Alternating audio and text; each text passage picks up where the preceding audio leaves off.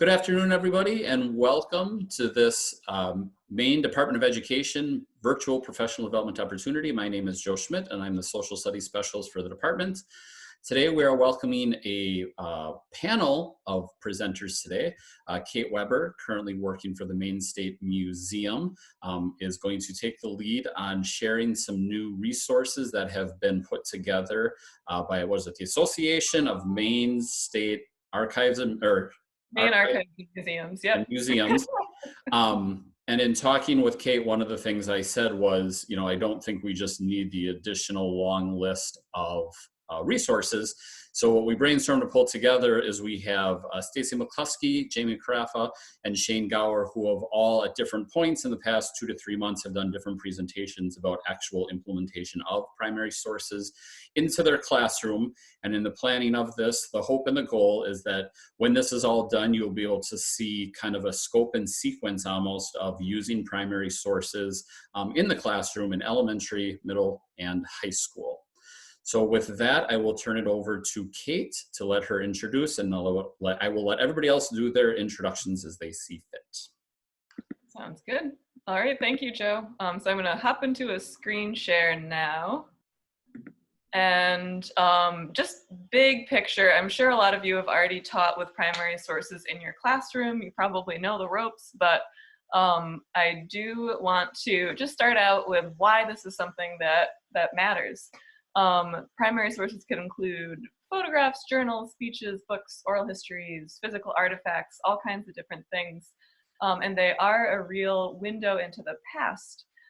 So we have used them a lot in teaching at the Maine State Museum. So I'm a lead educator at the Maine State Museum, but today I'm also wearing two hats. I'm kind of here to represent the Association of Maine Archives and Museums, which is an organization of museums and libraries, different collecting institutions all across the state of Maine.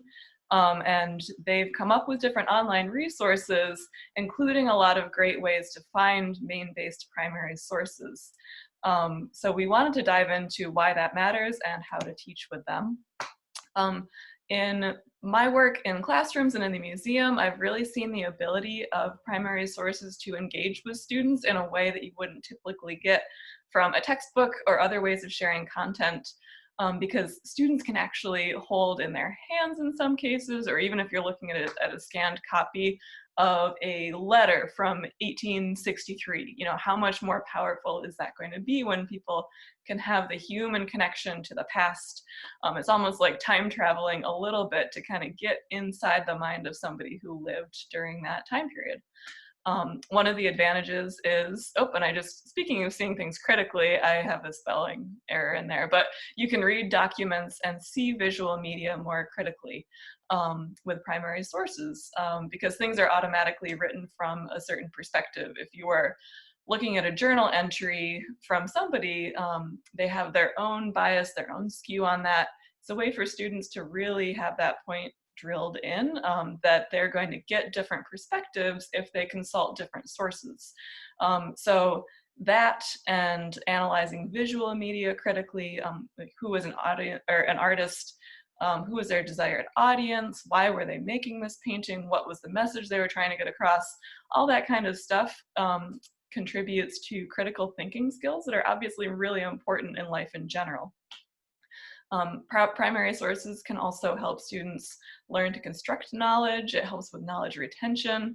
They're not getting all of the answers because in many cases we don't have all the answers. We might have a photograph, we don't know who's in it or where it was taken or who it was taken by. So it really gets students asking pretty important questions and trying to look at things closely, pick up any clues that they can, and make their own observations about it. It, beyond social studies, increases general reading and writing skills to become familiar with working with primary sources. Students can get into the mindset of thinking like a historian. Their visual literacy is increased. So the idea that you can look at a political cartoon or a piece of artwork or a photograph and actually get information from it in the same way that you would get information from reading words on a page is pretty huge. And also it's super fun. The number of times that we've had kids come into the museum, or I've gone into classrooms, and as much as you can get it to seem like a mystery that they're solving, especially with the younger kids, but also the older kids kind of like to get into these weird conspiracy theories sometimes. If you ask them to connect a photograph with a letter, like, oh, there's some connection here, find out what that story is, they get really pumped and they have fun diving into it. So it makes it a little bit more like a game and like finding clues. And mainly today, what we're talking about is setting students up for future success as well. So we've got 3 different grade levels that are represented here today with our teachers. And we know that primary sources are powerful educational tools across the grade spans. So it's going to look different in a 4th grade classroom than it would look in a 9th grade classroom. There are different tools and techniques, but that's building up into a strong basis in it so that by the time kids get to writing their document-based questions and things like that, they've got that foundation that came at the earlier levels. So I'm going to stop talking now and hand it over to Stacy McCluskey. So Stacy, if you could introduce yourself and share a little bit about your work. Thank you. Sure. So 2 years ago, I gave up teaching 8th grade earth science to teach 4th grade. And one of the challenges I had was how to do history. I'm not a history buff, and science is so hands-on. I was struggling with that. And primary sources has solved that problem for me. So first I'm going to take you through my one-size-fits-all approach to examining a photograph with students. I'm going to share with you my favorite resources, and I'm going to share with you a couple of ideas for getting kids to consider the nature of primary sources in history. I have a lot of websites to share, and I'll put my email address in the chat box. So if you would like me to share with you a document that has all of the links that I'll share today, as well as many others, then go ahead and I'll respond to your email and send you the link. Okay, so let's see, I'm gonna do a screen share. Just take me a second here. Okay, so I recently put together a document set of photographs of children playing. And so if you would indulge me and play the role of student and unmute yourselves, I will take you through exactly what I would do with my students. So first of all, we get the gist of the picture. So what's this a picture of? A photograph of, I should say. Students playing at recess. Great. What makes you say it's recess? I'm not 100% sure, but the building in the background could be a school. Great. Anybody else? I always notice that some have shoes on and some don't. Yeah. That's great. Well, going along with school, it's mostly kids and there's like one adult in the background. So that kind of goes along with the school concept, like the people. Excellent. Yes. Okay, so after we get the gist of what this is a photograph of, and I might ask more questions about what's going on in the picture, then I tell my students that historians, when they examine a photograph, they notice things and they wonder things. And so then we just get into a whole class, open discussion. It's, you know, pretty rapid fire of what do you notice. So go ahead and share with me, share with the group anything that you notice in this photograph. The shadows are pretty deep.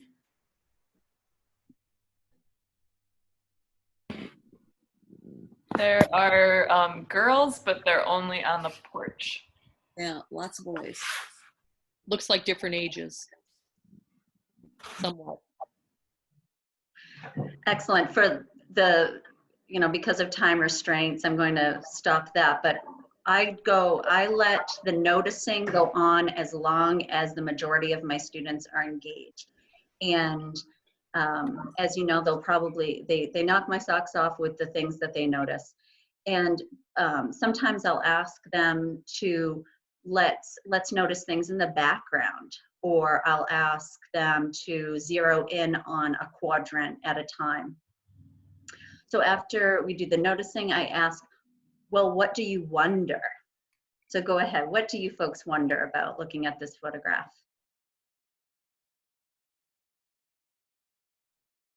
I wonder why the photographer took this picture.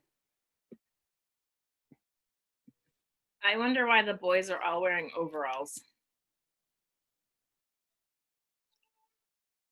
I wonder what year this could be. I wonder if it's a staged photo. I wonder why no one is looking at the photographer. Fantastic. Okay, so the next, and you never know, if a conversation develops, I just let it go. It's really fruitful. The next thing I do is I ask questions that require students to make inferences and support their inferences with evidence. So I might ask about the location, as Cindy suggested, that maybe this is at recess time. So if that hadn't come up, I might ask, where do you think this photograph was taken? And a student, very well might say a school. What makes you say that? And this is a page right out of Joe's book, but if they give you an answer that just seems like they're from another planet, I like that. I like the phrase, that's interesting, tell me more. So, and that's a great window into their thinking. Okay, and so then after I ask some inferencing questions, then we get to the sourcing. And I teach my students to source by asking the 5 W's that they are all familiar with: who, what, where, when, and why. I think that's because they have already been using that in 3rd grade as a way to summarize. It's an easy transition to apply to sourcing. So who took the photograph and who is the photograph of?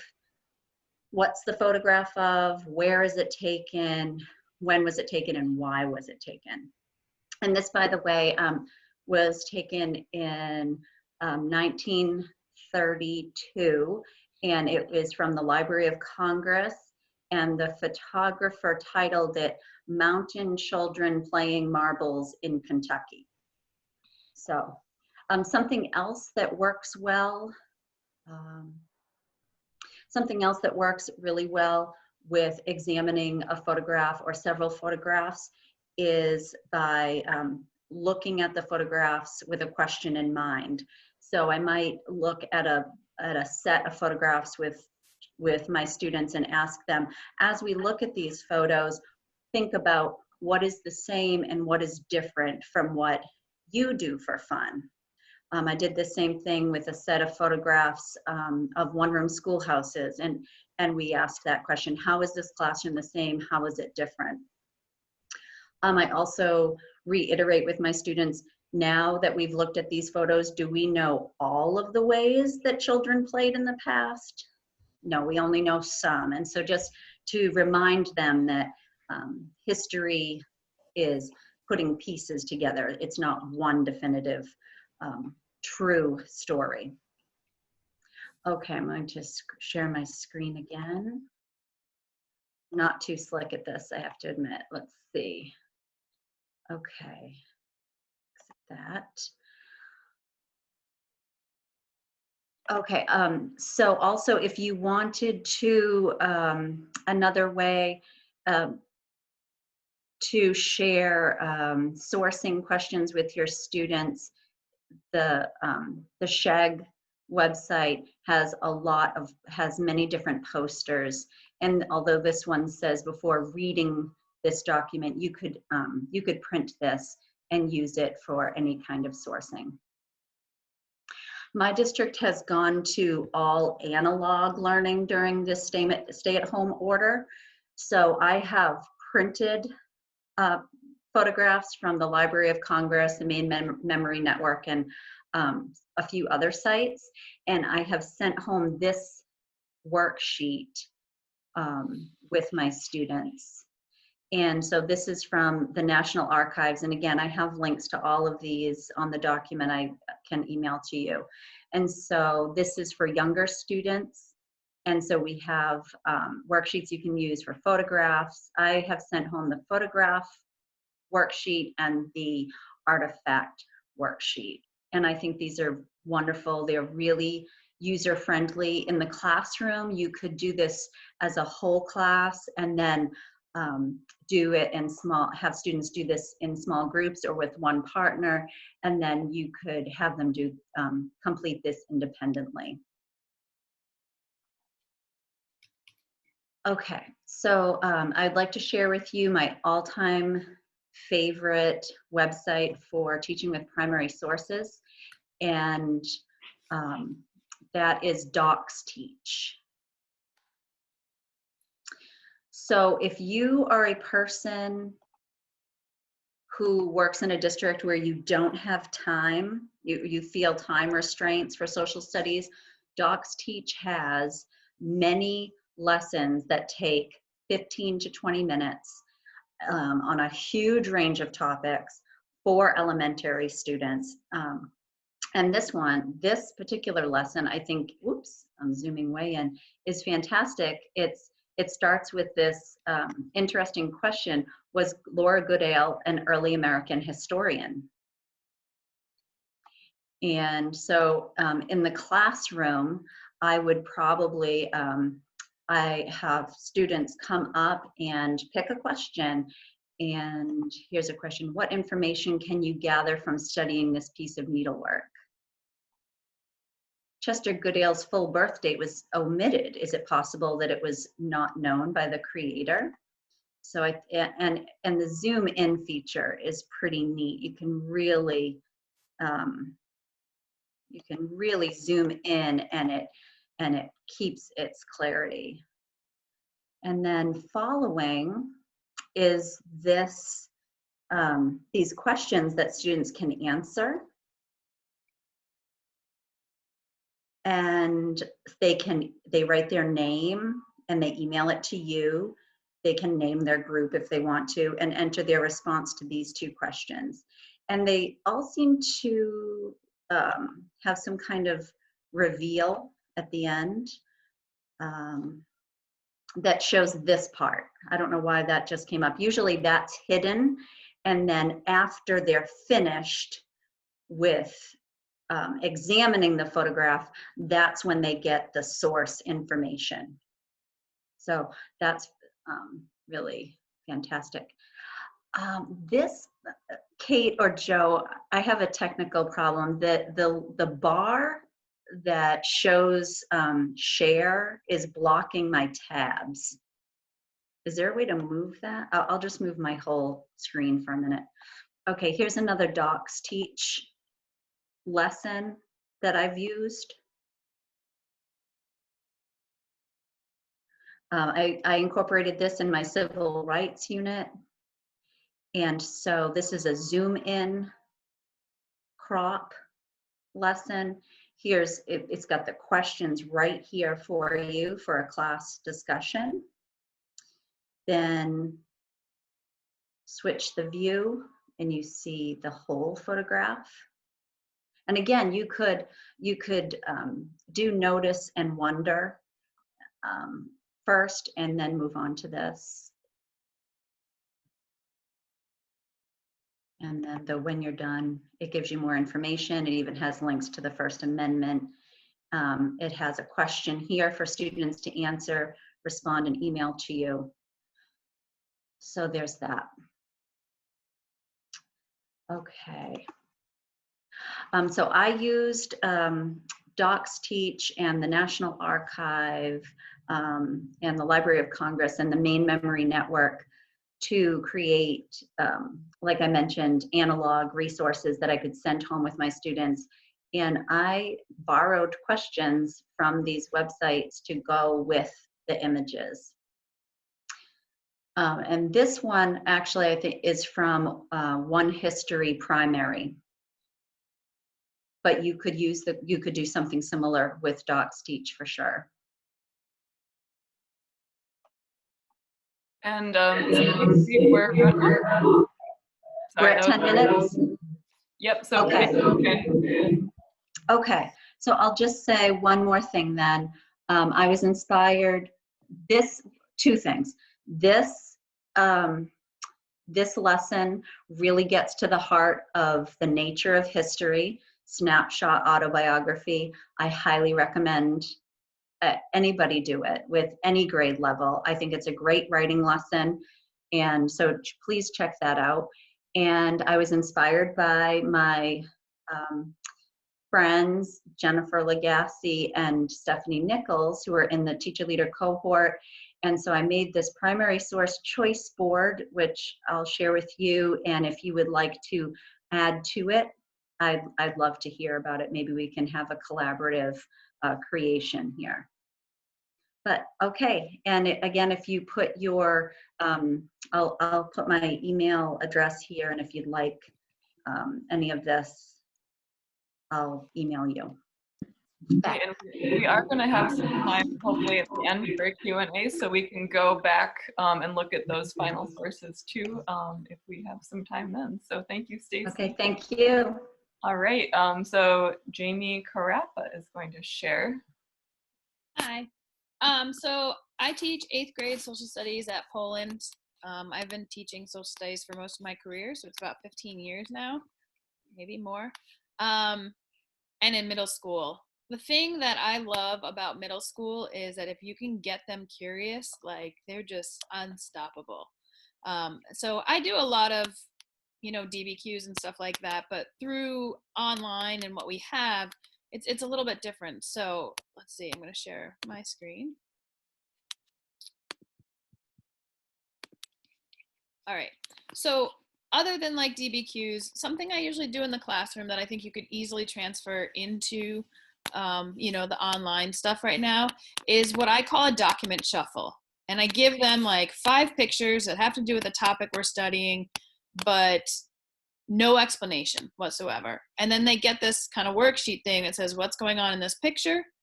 What do you see that makes you say that? Because they like to tell you that like, oh, that man's dead. Well, how do you know that man's dead? Like, what do you see? Well, he doesn't seem to be moving, or he's face down.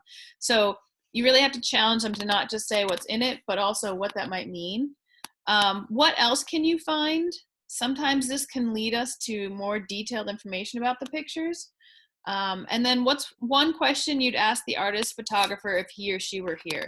This is really fun to do with kids because we don't know the full story of a lot of pictures and stuff like that. So for them to then go ask, like, why did you take this picture? Did you stage this picture? Are you a photographer? Sometimes they'll ask things like that. Like, was this just a random picture you got? Or are you actually a photographer? So that leads to really, really good conversation. So if this was something you did with the kids, it leads to a lot of good conversation. And what I do in the classroom is I give them like 20 seconds, no, 30 seconds? Yeah, I think it's about 30 seconds with each picture. It's really rushed. So that they really just kind of answer the questions and move on. And then we go through each picture together as a group. So that's one way that I kind of do things. Another would be just kind of looking at certain documents at a specific time. So right now we're studying World War II, and we created a menu for our students, and here I can actually show you that. They have like different activities they have to do each day. It should be like about 20 minutes or so. So I took from that, and this picture, if you do World War II at all, use this picture. This picture gets kids going like crazy. So we start with this one of list 5 things you see or you think you see. I will tell you the things that kids pull out usually the most is that there's an American flag back here, which is really interesting to me that they pull that out because it's so far in the distance. They notice that there is some sort of language on this banner here. I love it because they'll be like, there's Chinese there. And I'm like, well, how do you know it's Chinese? Do you know Chinese? And they'll be like, no, it's Japanese. And they'll kind of like fight over what it is. I was like, so how about we just go with the fact that it's a different language that could be Japanese or Chinese. I am an American sign. They often notice this mailbox and then the old car. And then if you really push them, you know, like the sold by White and Pollard and grocery and fruits and vegetables. So then you have them reflect on it. Where is this? Most of the times, kids are going to tell you it's in America. I think specifically because of this American flag. When was this photo taken? Kids are usually pretty good at like knowing it's an older time period. Sometimes it's the car. I had a kid say, well, that's an old mailbox, so that must be, you know, I don't know what date they throw out there. They're not very good with dates.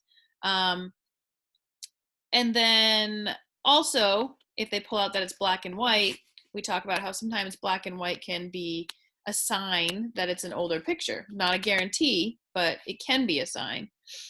What is shown here? We go into the conversation of like, this grocery store is sold, or this is an American. Who does this photo involve? They would probably say something along the lines of an American. I don't know if they would touch back on this, you know, different language here or not.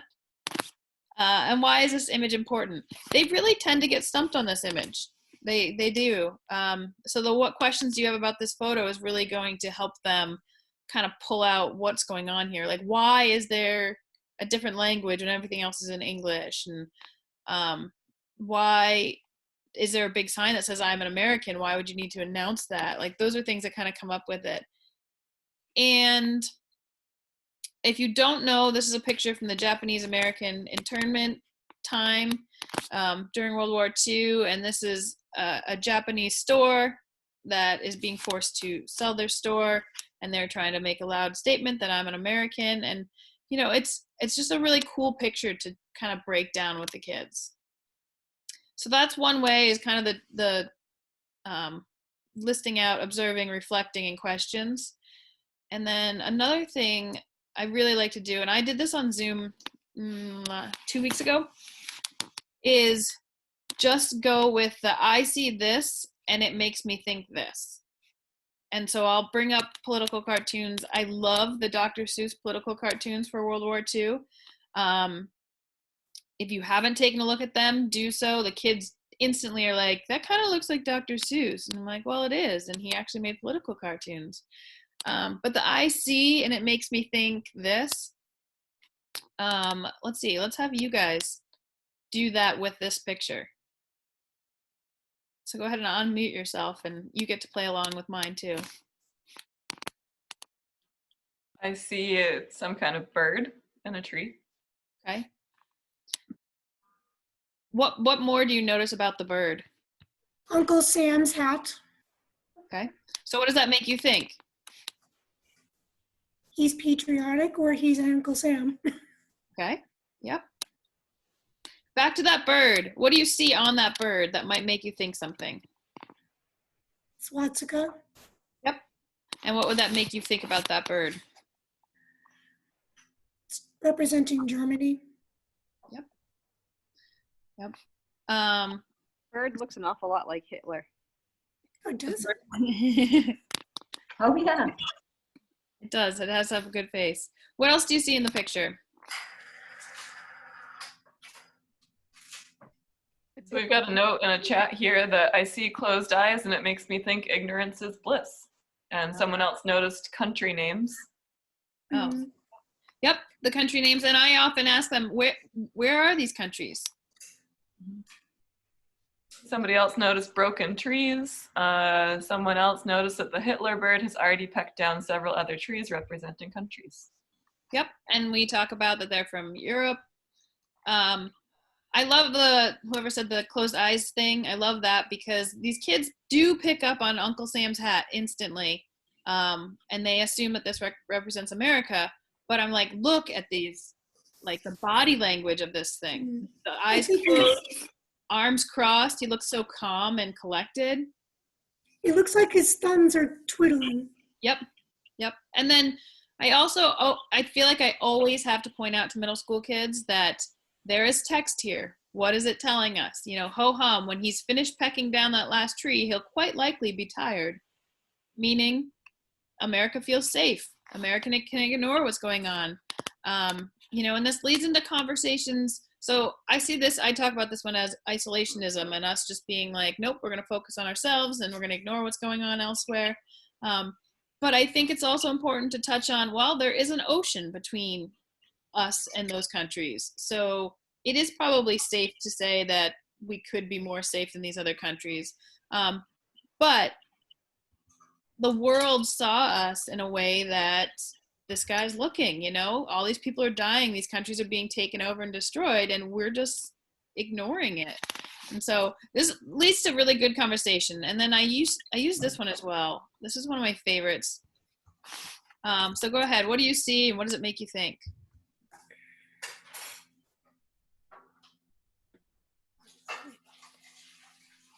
Communist people. Communist people? What makes you think that? The SWAT stickers. We've got someone on an island. Yep. Which it's hard to talk about him like what you think he is. He has appeaser written on his shirt, so he's somebody who's trying to make everybody happy. And a lot of times the kids don't know what an appeaser is, if we haven't talked about that yet with appeasement. So we have to kind of process that through, like with the words. Remember, one more lollipop, then you all go home. What about his facial expression? I can zoom in a little bit. It's kind of similar to the last one, a little bit like happy and smug and maybe kind of clueless. Yeah. He and I say to him, does he look scared? He's surrounded by these huge monster creatures. Does he look scared? No. He looks not worried at all. Like, hey, I'm going to give you a lollipop and you're going to go away. Then I often ask the kids, like, who do you think is in control here? Like, who has the control here? And they'll always say, they always call them the monsters. But the Nazi monsters have more control here. They're bigger. They look meaner. He's just this one guy. There's so many of them. And then that just leads into a great conversation about what appeasement is and how, and if you know Neville Chamberlain, who's a part of appeasement, I think this face actually looks like his, like a cartoon version of Neville Chamberlain. And there's this famous picture of Neville Chamberlain, I think it's a picture, but at least his quote saying, like, we've created peace for all times, and he's so proud of himself after appeasing Hitler. And I say to the kids, so do you think they'll go home after one? And obviously, they say no. They don't think they're going to just disappear because they get a lollipop. And just talk through appeasement with this. So that's what I like to do. I really like to use political cartoons, have them guide me through the political cartoon, figure out what we think it means, but then use it to lead into a conversation about another topic that we're discussing. So I don't know how long that took, but I am all set. If there's any questions for me. Yeah, if you have any questions specifically to follow up now, if not, think about anything you might want to talk about later and we'll have a Q&A section at the end. But all right, I don't think I see anything up, so let's go on over to Shane. Okay, great, thank you. My name is Shane Gower and I teach at Marinnicott Community High School. I teach AP US History, AP Psychology, Ethics, and World War II through film. And want to talk a little bit about primary sources and how I'm using primary sources, and specifically how I've tried to use them online at this point, or I guess remotely. And I put the link to my slideshow and also my email in the chat. Also, I'm the president of the Maine Council for the Social Studies, and so I want to put a little plug in for that. If you're not a member, we'd love to have you be a member. And our annual conference is coming up on November 9th. Where we share a whole bunch of ideas and resources and all that sort of thing. So the link to our website, I'll just put in the chat as well. So I hope that you can check that out if you haven't checked us out before. Okay. So.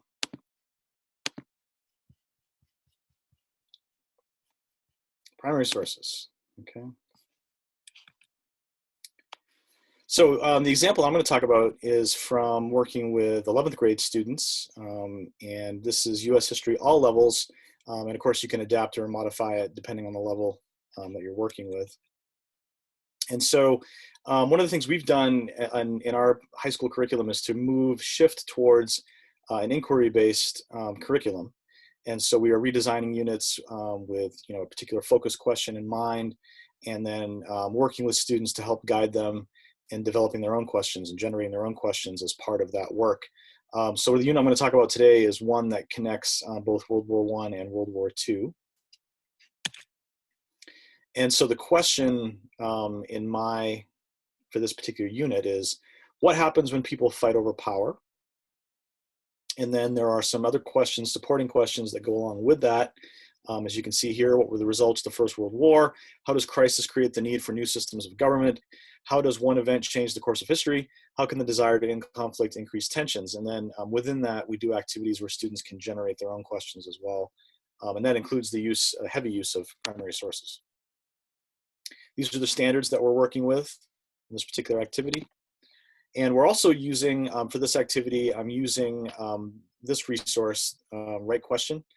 And if you're not familiar with those folks, Sarah Westbrook and I, Sarah Westbrook from the Right Question Institute, and I on May 14th at 1 o'clock through Joe's webinar service, we'll be hosting a webinar on digging deeper into using Right Question and question formulation technique in the classroom. And again, remotely as well. So if you want to make a note of that, if you're interested, we'll explore that more deeply. But their website is here, rightquestion.org. You can create a free account and you can dig through their resources. But I'm just going to touch on the surface of this and keep it real simple today with how I'm using QFT with primary sources. One of the keys with QFT is this idea that, and that's why the book is called Make Just One Change, that you are making one significant change in the traditional dynamic in the classroom. Instead of using questions to prompt student work, when you're using QFT, you're challenging students to come up with their own questions. So while we're still using questions to prompt student thinking, but we're also taking the opportunity to guide them in developing their own questions. So for this particular example, I'm using an excerpt from a memorandum from, and I actually have this backwards, I just realized, sorry, from Secretary of State Henry Stimson to General John DeWitt, I have those two reversed, dating February 13th, 1942, that outlines the Japanese threat and potential threat of Japanese Americans. And of course, you probably recognize that this is 7, 8 weeks, 2 months from Pearl Harbor, after Pearl Harbor. So before we dig into the QFT part of the document, my students work in freshman and sophomore year in primary source analysis and are working on a lot of the strategies and techniques to source documents and to talk about corroboration and context and things like that. So by the time they come to me as juniors, we call it getting happy with a document. And that's something that they do the first time they see a document, and they hopefully it becomes automatic. And so the happy acronym, as you can see here, historical context, audience, the intended audience, point of view, purpose, and then the why should we care. So in this case, for historical context, and again, depending on what document you give students, historical context, I guess it's always important, but how much context you need to give depends on the document. It's going to be hard for students to generate questions if they have no sense in history and can't make any sense of it.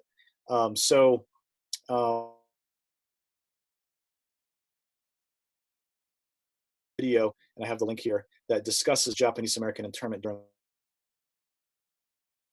that gives students just a little bit of information that will help them look at the document and generate better questions eventually. But that's one thing that will really help in this case, is for them to make a connection to this document and Japanese American internment and World War II. So here is the document itself. I'll give you a moment to look at it, and you can kind of read it to yourself.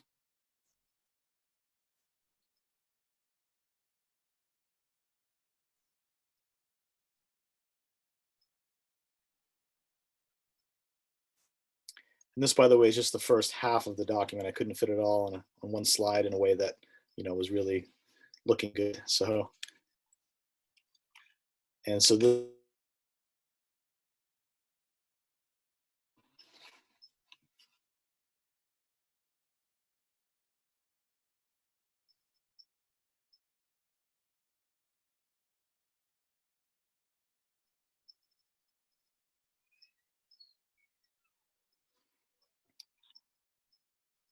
Hopefully that was enough time for you to get the gist of it, at least.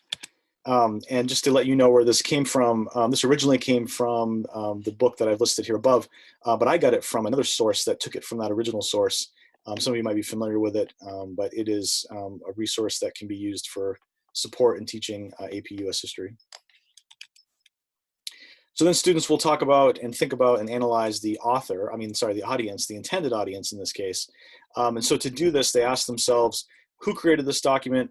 Who were they creating it for, and how do you know? And so when students look at this document, they're looking at the sourcing information. They may or may not know something about the author. They can draw inferences based on this. They reflect on the message of the document, think about who needed to hear it. And in this case, it's a memo between government officials.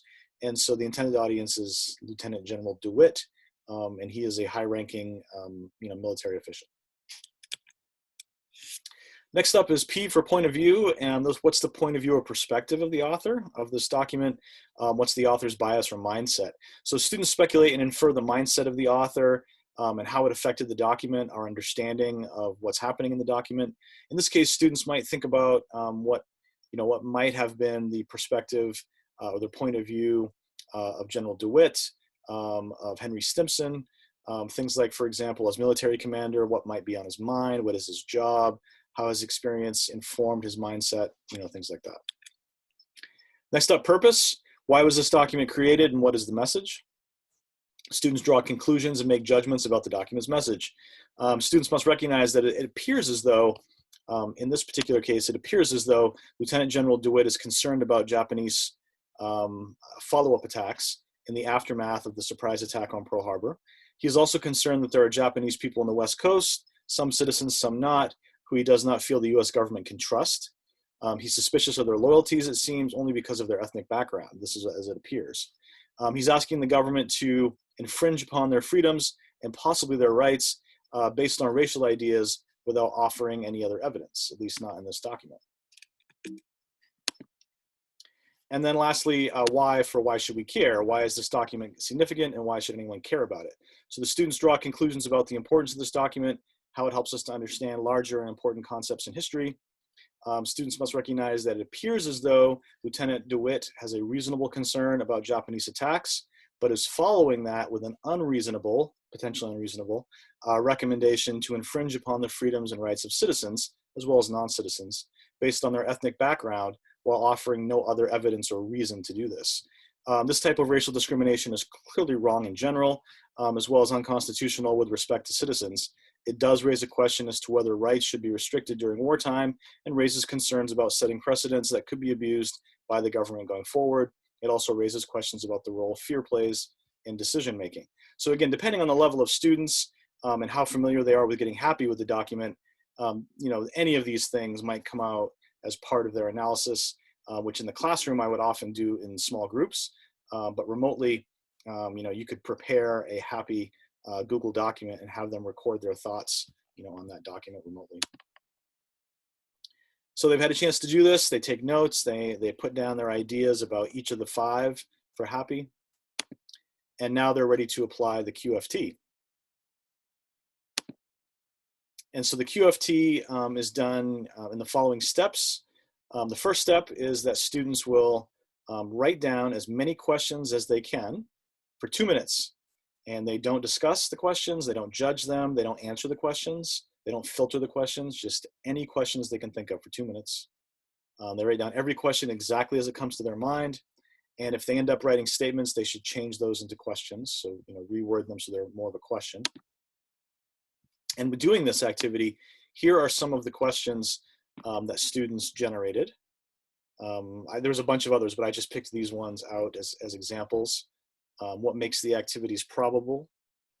Why would they need Japanese people in America to carry out the attacks? Were there actually Japanese spies in America?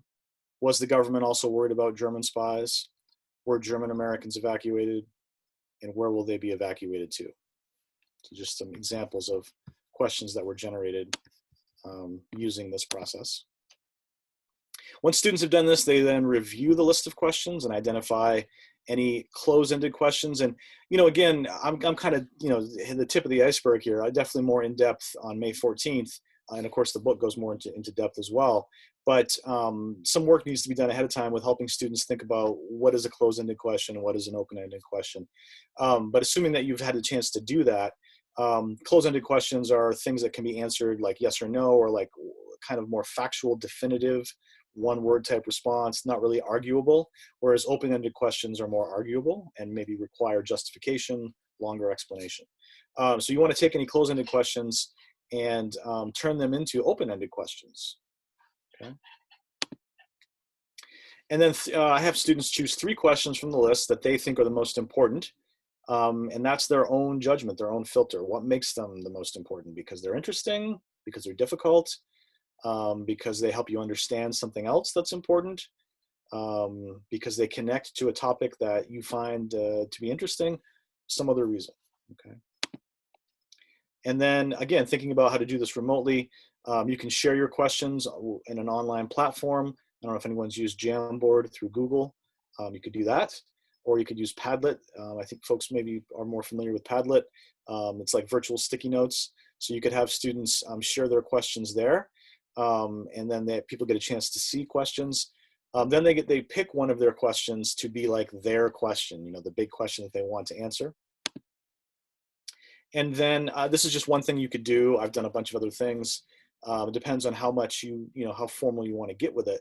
But you could have students create a slideshow with the question they selected and the research they have done to answer that question. And this slideshow could be shared with the person who asked the question. So one of the things you could do, I think I didn't make this clear, is you could have students pick someone else's question to go ahead and research and then share with that person the answer. Or you can have them pick their own question. Either way, but they could share their answers to the whole class. They could just share it with you. You know, it doesn't have to be this formal. It could be more of a discussion, but just different ways that you could have students think about their questions and answering the questions. So at the end of this, one of the things that we would then do is bring it back to remember the beginning of the unit, those inquiry questions we had for the unit. And so we can kind of connect it by having a discussion afterwards, connecting the questions they generated back to these bigger questions. So we now have a sense, collectively as a class, what happens when people fight over power. And one of the things that happens is the hysteria and racial discrimination that occurred in the lead up to the order to intern Japanese Americans during World War II. What do these questions and answers tell us about the Second World War? And again, that can be an interesting discussion as well. What did we learn about life in the US at the time? What did we learn about discrimination?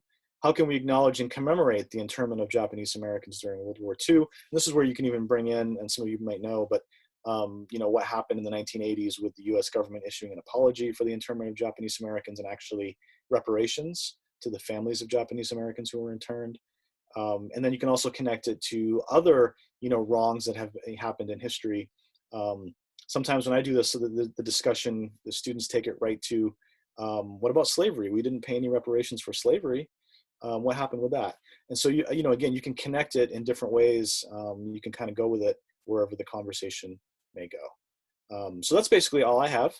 And I also would be happy to answer any questions that folks may have. Thank you so much, Shane. We're going to go into a final thing here. I'm just going to bring up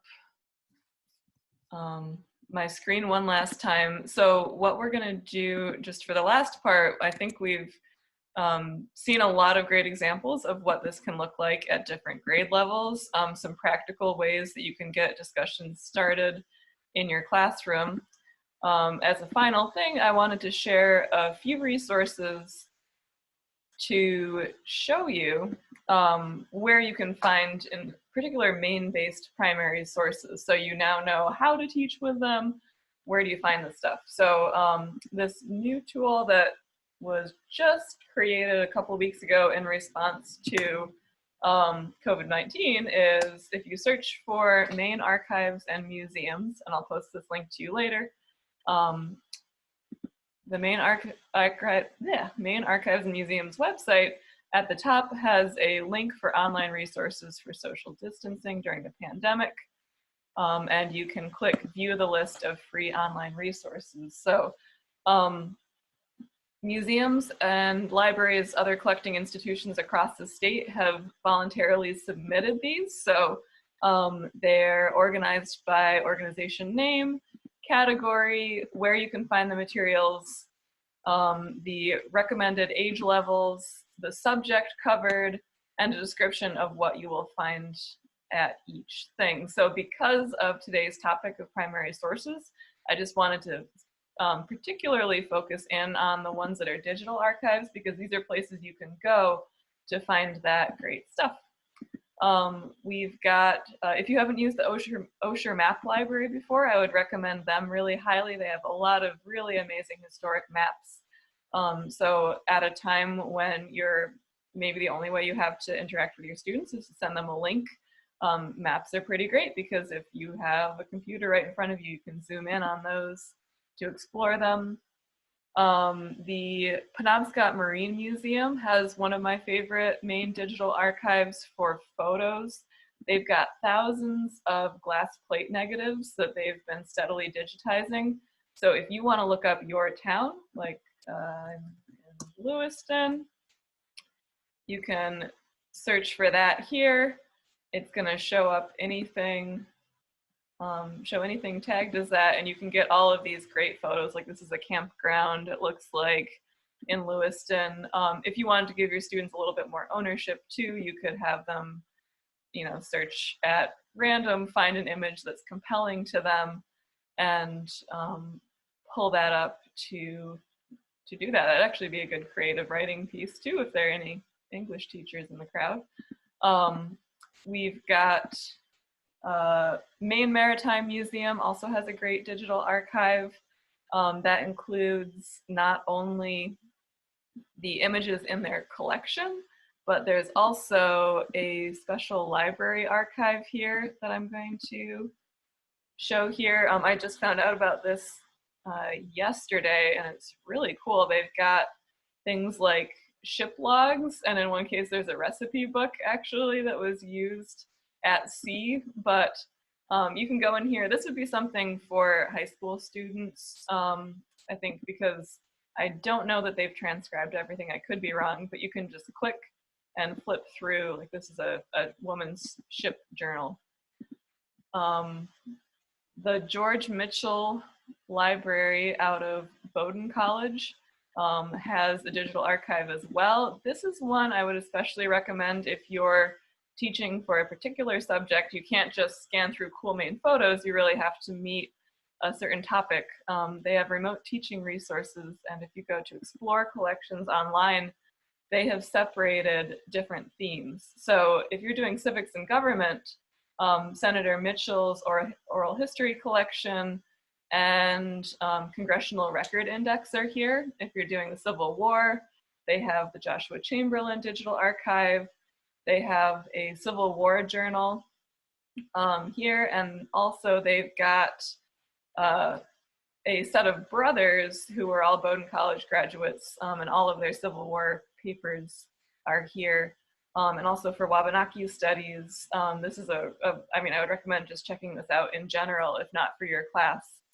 The Maine Wabanaki State Child Welfare Truth and Reconciliation Commission has a lot of incredibly powerful oral histories and reports that were done as part of that project. USM has resources here. There's the Franco-American collection. One of my favorites is Maine Historical Society's Maine Memory Network. That's one where I've used it for countless projects. If I want to know about canals in Maine, you can search for canals, see everything that comes up. They have exhibits as well. Yeah, USM Special Collections, one nice thing that they've done in this listing is that they have broken it up into topics, so you can look through at a quick glance and see whether it's slavery, Maine LGBTQ rights, World War I, politics, current events, all that kind of stuff. Maine State Archives is here. Digital Maine Repository is such a great resource, especially in a bicentennial year. They have a lot of things that they have pulled out from their collection that are identified by subject here, from exhibits to primary sources that you can use.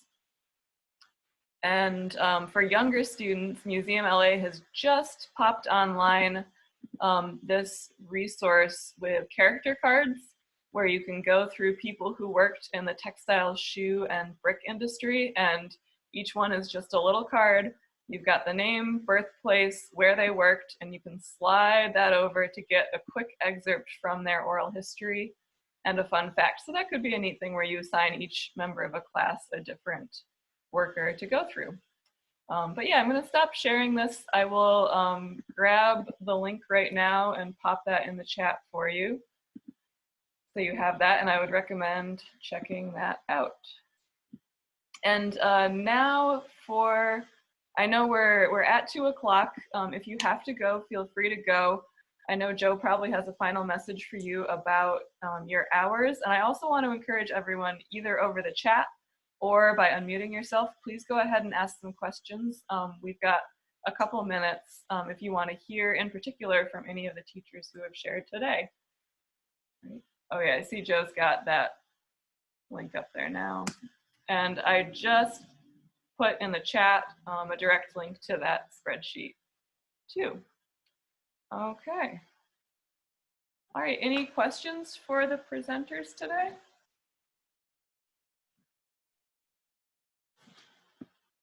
Doesn't sound like it. Any final notes? I know Stacy had a few more slides. I apologize that you couldn't get to your last final resource, but sounds like you came up with that document too, right? So Yeah, that's fine. They're on the document. Yep, Stacy has sent me her document. I grabbed Shane's. Jamie, did you want me to post something from yours along with the?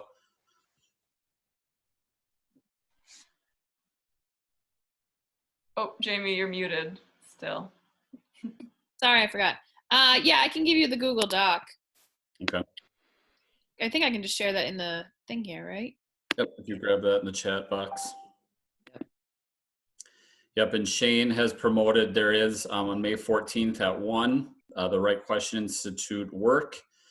Did everybody get the, oh, Jamie, you sent that just to me. Did everybody get the contact hour certificate that they need?